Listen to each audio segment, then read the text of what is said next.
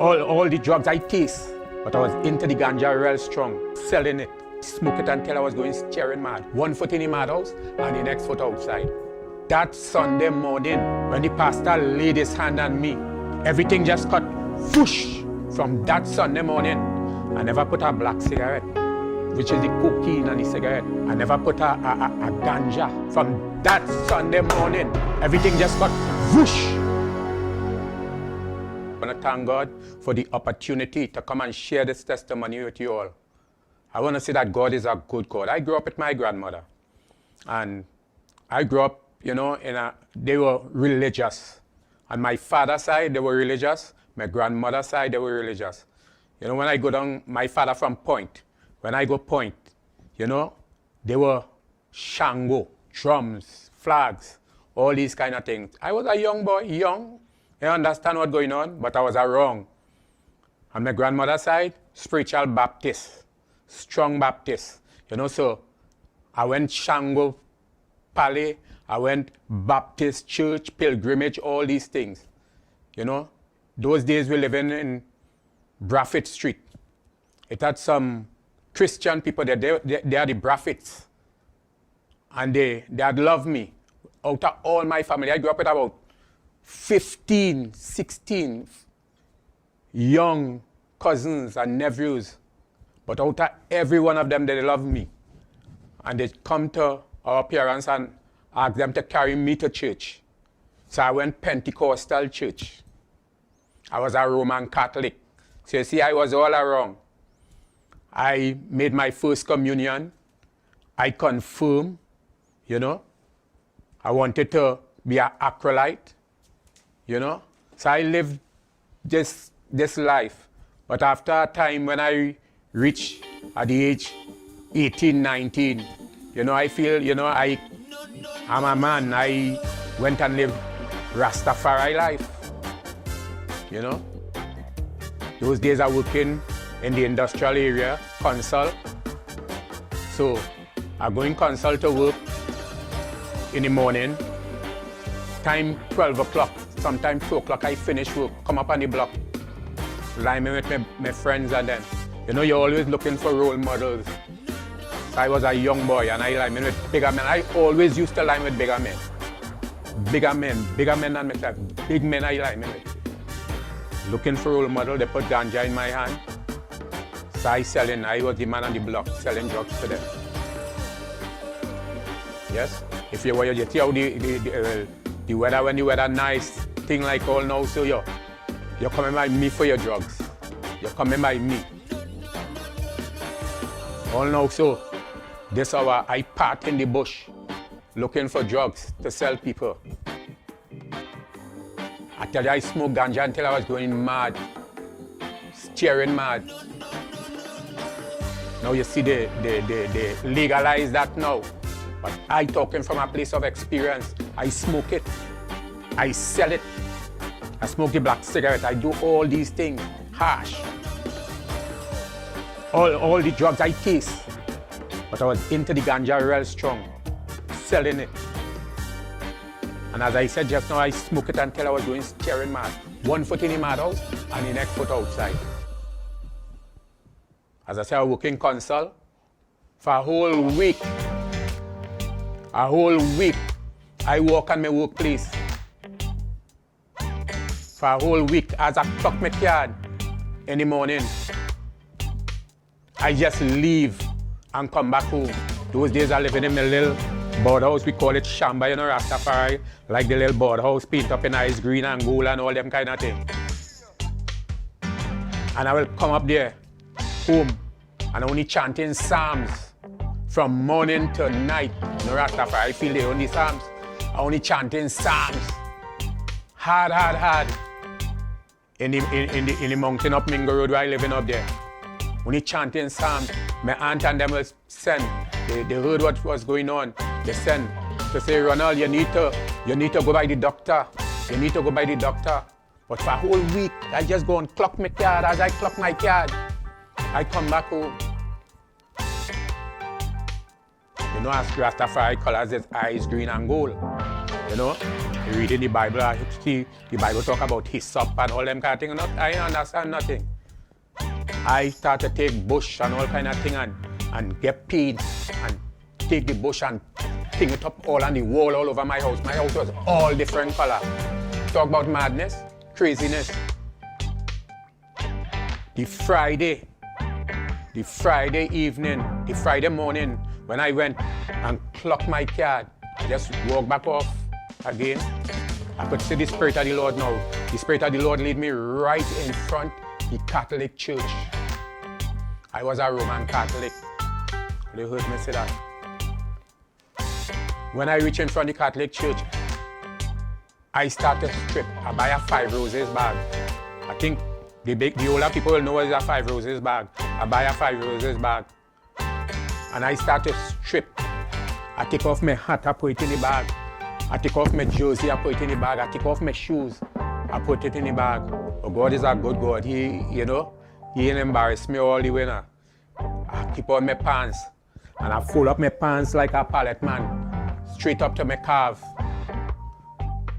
And I walking up the road, and I come straight up 2nd Street, Mingo Road, which part I live in. And I climb up the step by a Christian woman's house. Now this Christian woman, every time, right the block which part I selling my drugs is right there them passing to go to church, she and she daughters and them. But when you know something about it, when they pass, when them passing, you don't mean selling no drugs. Who come for drugs have to wait. I had that respect. And the thing about it too, as a Rasta man, you know, I always wanted, I don't know Rasta, I always wanted a Christian wife, you know. I didn't want no other wife but a Christian wife. So the Spirit of the Lord led me straight up. I climb up the step and I pong the door, so bang, bang, bang. She come outside. And I right in front of the gallery. And I say, the Spirit sent me. She said, the Spirit sent you. You better find yourself in church. And I leave. And I went home. And I'm chanting psalms and I'm doing things. Like the Friday, chanting my psalms and all kind of things. This Saturday evening, I pick up myself and I went down by her church. It's a little church on Mingo Road. Went down there. It's Saturday evening. I see 3 ladies cleaning. She and 2 other ladies cleaning the church. And I say, I come to see Father. If you see how I dress up, watch how I dress up. I done a red jersey, a black short pants, a football socks pulled right up by my leg, and my shoes. I say, I come to see Father. They say, you come to see Father. Father not here. You have to come back in the morning, which is Sunday morning. And I gone home.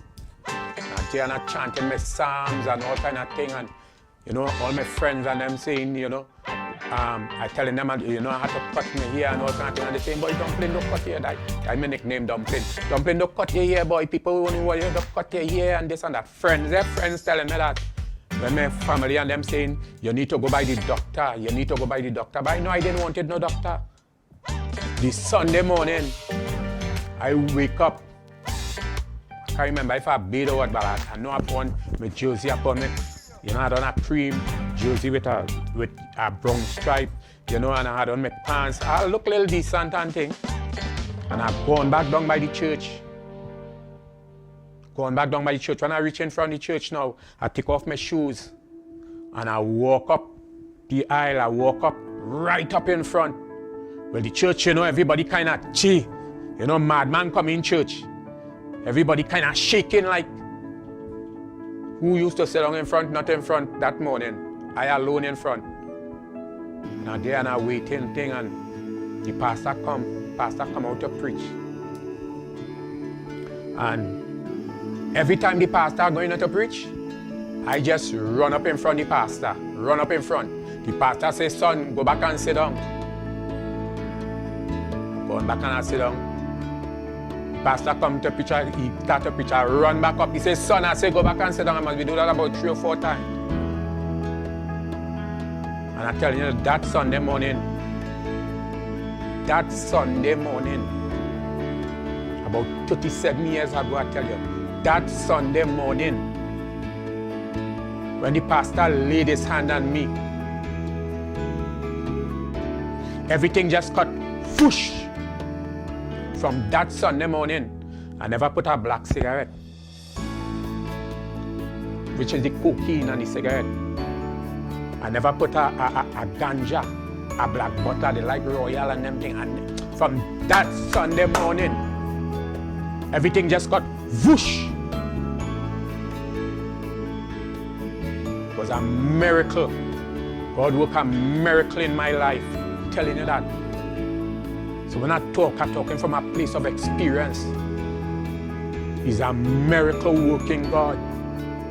Some people might go through a process, but it was a miracle for me. And I don't know what you may be going through today, but I know that this Jesus that I'm telling you about this evening, he is more than able.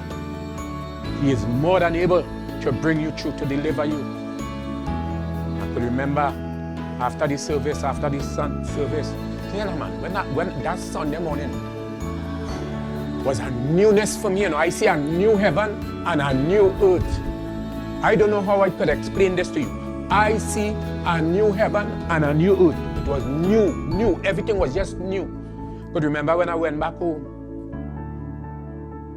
the rain was drizzling slight, and I started to walk around the house, the little house, walk around. I was singing one set of Sunday school songs, because I know I went to Sunday school, singing one set of songs. I will never forget that day. God is able. He is able. And I know what he had done for me, he could do for you. And here the best and the sweetest part of it. The same Christian lady who said, you better find yourself in church. You know, I married her daughter. Yes, beautiful woman. I have two beautiful children. You hear the boy just now. You hear him just now. And his sister, not easy. Two beautiful children serving God. God has blessed us from the little, and I ain't saying this to boast myself and from the little border. If you see we blessed us, real blessed. God is able. As I said, I don't know what you're going through. One thing I know is you put your trust and your confidence in Jesus. He could make a way where there seems to be no way. God bless you.